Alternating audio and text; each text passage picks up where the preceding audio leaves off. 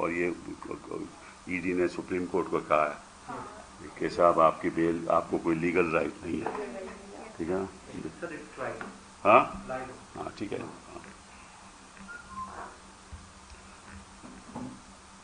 नमस्कार। आज हम दो बातों पर चर्चा करेंगे। पहला मुद्दा यह है कि कल सुप्रीम कोर्ट ईडी ने अपनी बात रखी और कहा कि जहां तक इंतरिम बेल का सवाल है, केजरीवाल जी को इंतरिम बेल नहीं चलनी चाहिए, क्योंकि बेल इसलिए नहीं दी जानी चाहिए कि जो प्रचार करने का हक है वो एक कानूनी हक है,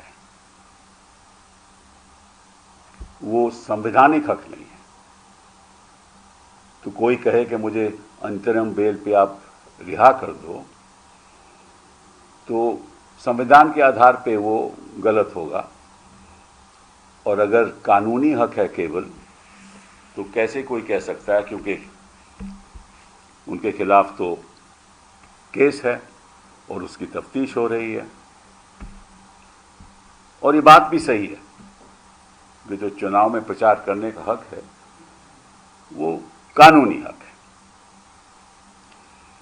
लेकिन ये भी प्रावधान है कानून में कि अगर किसी को सजा हो जाए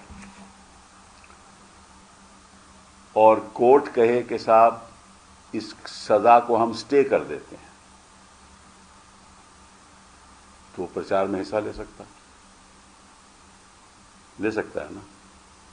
तो जिसको सजा हो जाए उसको कोर्ट स्टे करके हक दे सकता है कि आप जाकर प्रचार कीजिए, चुनाव है तो प्रचार कीजिए।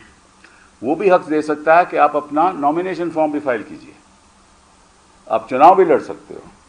अब इनसे पूछिए कि हार्दिक पटेल कैसे चुनाव लड़े थे। हार्दिक पटेल जी की कन्विक्शन थी, हाई कोर्ट ने स्टे नहीं दिया, हार्दिक जी सुप्रीम कोर्ट आए, सुप्रीम कोर्ट ने स्टे दे दिया, हार्दिक जी चुनाव लड़े, हार्दिक जी बीजेपी में शामिल हो गए। तो जिसके खिलाफ सबूत है, जिसके खिलाफ सजा है, उसको तो हक है अगर कोर्ट स्टे दे दे, और जिसके खिलाफ केवल आरोप है उसको स्टे नहीं मिल सकती, क्योंकि चुनाव में हिस्सा लेना एक कानूनी हक है, संवैधानिक हक नहीं।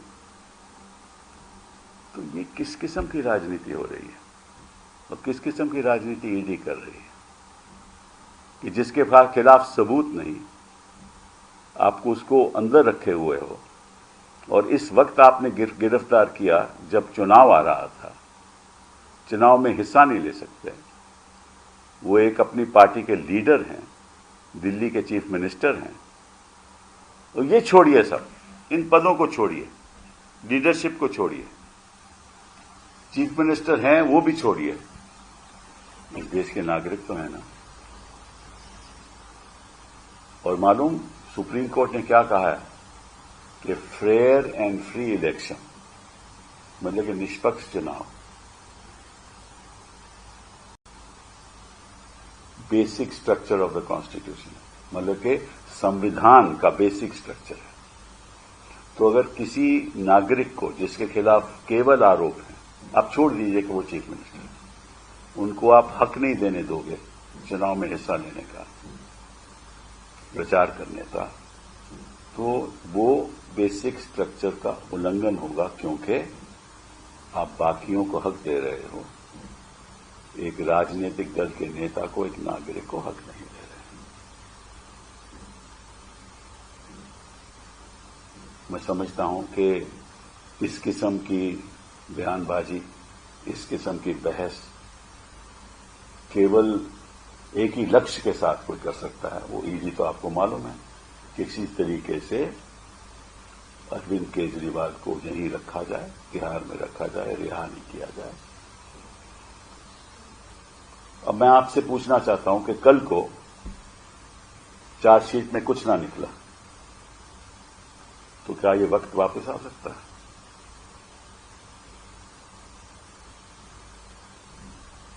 नहीं आ सकता ना। मतलब कि आपने एक राजनीतिक दल के साथ इतना अन्याय किया, एक सरकार के साथ इतना अन्याय किया कि उसके चीफ मिनिस्टर को आपने तिहाड़ में रखा, कोई सबूत नहीं आज तक, कोई मनी ट्रेल नहीं, और ऐसे बयानों के साथ जो अप्रूवर बने, जो खुद अक्यूज्ड हैं, जो खुद आरोपी हैं, उनको आपने अप्रूवर बना दिया। उनके 12वें बयान के बाद उन्होंने आरोप लगाया केजरीवाल को, और ये समझते हैं कि यही बस काफी है कि उनका हक आप छीन लें। इससे ज्यादा मैं समझता हूं कि अन्याय किसी के साथ हो, ये होना नहीं चाहिए। और समाज को छोड़िए, कोर्ट की बात अलग है, समाज को इस बात को तो समझना चाहिए कि इन लोगों की मंशा क्या है। अब कानून और सर्वोच्च न्यायालय, न्यायाधीश उनके हक में करें या ना करें, उसके बारे में मैं कुछ नहीं कहूंगा, लेकिन समाज को इस बात को समझना चाहिए कि कितनी बेइंसाफी हो रही है केजरीवाल के साथ। एक तो यह मुद्दा हुआ। दूसरा मुद्दा जो मैं उठाना चाहता हूं वो यह है कि कल अमित जी ने, मैं बहुत उनका आदर करता हूं, कहा कि ये जो चुनाव की लड़ाई है ये विकास वर्सेस जिहाद है,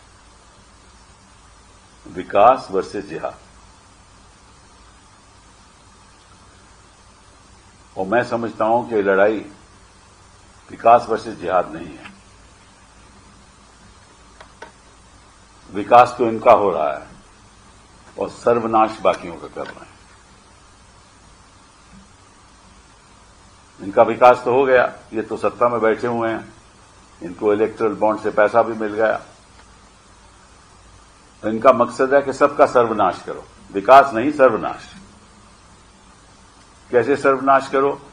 जहां भी सरकारें विपक्ष की हैं उनको खारिज करो, उनको बदलो, खरीदो फरोख्त हो जाए, मोह दो। मुझे नहीं मालूम कि क्या क्या दिया होगा, इसके बारे में तो जांच ही होनी चाहिए, मुझे तो मालूम नहीं, लेकिन बिना मोह के कोई तो करता नहीं है ऐसा। दल तो अपना छोड़ता नहीं है, कुछ मिनिस्टर बन गए, कुछ डेप्यूटी चीफ मिनिस्टर बन गए ना, और तो ऐसे तो नहीं बने ना। तो सर्वनाश करो सरकारों का, दलों का सर्वनाश करो, ईडी पीछे लगा दो, सीबीआई पीछे लगा दो, तो ईडी का सर्वनाश करो, इस देश की संस्थाओं का सर्वनाश करो, इलेक्शन कमीशन ऑफ इंडिया कब्जे में कर लो, जो गवर्नर का पद जिसकी कोई अहमियत होती थी उसकी अहमियत खत्म कर दो, शिक्षा के संस्थानों में कब्जा कर लो, वाइस चांसलर्स अपने लगा लो, और नेताओं को गिरफ्तार कर लो, दलों के खिलाफ कार्रवाई शुरू कर दो,